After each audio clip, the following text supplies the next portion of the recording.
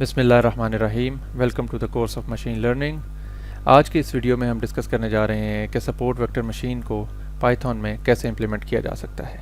सबसे पहले हम क्विकली अपने डाटा सेट को देख लेते हैं। ये डाटा सेट वही है जो हम इससे पहले के मशीन लर्निंग एल्गोरिथम्स को इम्प्लीमेंट करने के लिए देखते रहे हैं। ये एक कंपनी का डाटा सेट है जिसमें कि मुख्तलिफ यूज़र से उनकी इन्फॉर्मेशन गेट की गई है और कंपनी ने एक नई प्रोडक्ट बनाई है और सर्वे के थ्रू ये डाटा इकट्ठा किया गया है कि लोग वो प्रोडक्ट परचेज करेंगे या नहीं करेंगे। तो इनमें जो कॉलम्स हैं वो जेंडर है, एज है, एस्टिमेटेड सैलरी है और परचेज का कॉलम है कि क्या लोगों ने हमारी प्रोडक्ट परचेज की या नहीं की।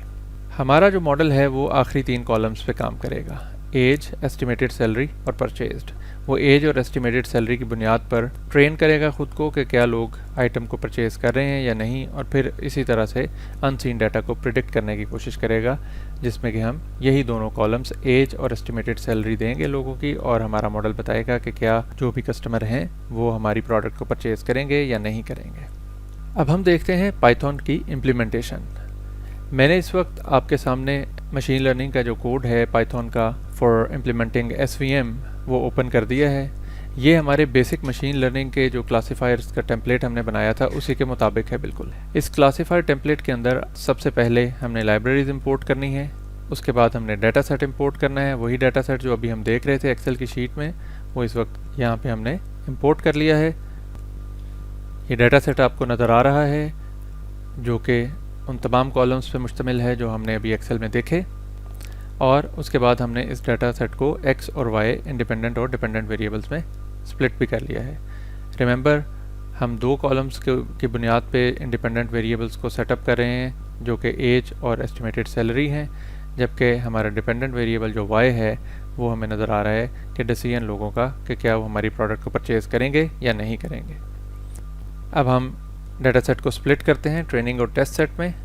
हमने 0.25 टेस्ट सेट का साइज़ रखा। हमारा टोटल जो डाटा सेट का साइज़ है वो आप देख सकते हैं। हमारा टोटल डाटा सेट का साइज़ जो है वो 400 रोज़ हैं, तो 25% इसका जो है वो 100 रोज़ होंगी। तो 100 रोज़ जो है वो टेस्ट सेट में होंगी, आप देख सकते हैं, जबकि 300 रोज़ जो है वो ट्रेनिंग सेट में है। अगली जो चीज़ है वो फीचर की स्केलिंग है। ऑब्वियसली एज और एस्टिमेटेड सैलरी के अंदर एक डिफरेंस है, एज टेंस में है, एस्टिमेटेड सैलरी थाउजेंड्स में है, तो हम इन दोनों को फीचर स्केल कर लेते हैं। फीचर स्केलिंग करने के बाद आप देख सकते हैं कि एक्स ट्रेन जो है वो हमें कुछ इस तरह से नज़र आ रहा है, और इसी तरह एक्स टेस्ट जो है वो भी फीचर स्केल होके नॉर्मलाइज होके हमें नज़र आना शुरू हो गया है। अब हम बात करते हैं अपने मॉडल की। तो मॉडल के अंदर हमारी ये 2 लाइन्स चेंज होती हैं। अगेन हमारी मशहूर ज़माना लाइब्रेरी sklearn, उसके अंदर से हमने SVM का पैकेज इंपोर्ट किया है, और उस पैकेज के अंदर से हमने SVC की क्लास जो है वो इस्तेमाल करनी है, which is support vector classifier. इसके अंदर हमने जैसा कि थ्योरी में पढ़ा कि हम डिफरेंट तरह के कर्नल फंक्शंस जो हैं उनको इस्तेमाल करते हैं जो एफिशिएंटली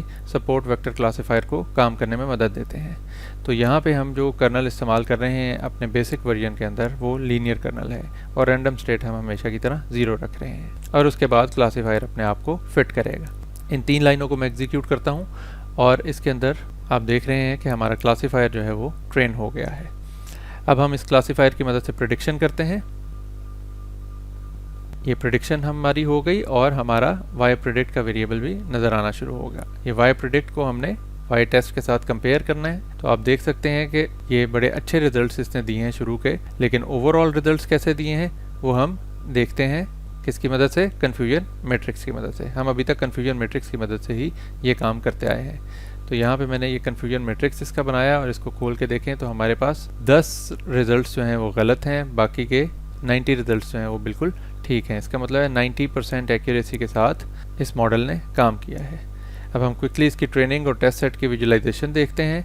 ट्रेनिंग सेट की विजुलाइजेशन आपके सामने लोड होती हुई, ये आप देख रहे हैं कि ये एक लीनियर ग्राफ है जो कि ट्रेनिंग सेट के ऊपर बना है, और ये लीनियर क्लासीफायर हमने चूंकि कर्नल लीनियर इस्तेमाल किया था तो ये भी लॉजिस्टिक रिग्रेशन की तरह एक स्ट्रेट लाइन बनाए बैठा है।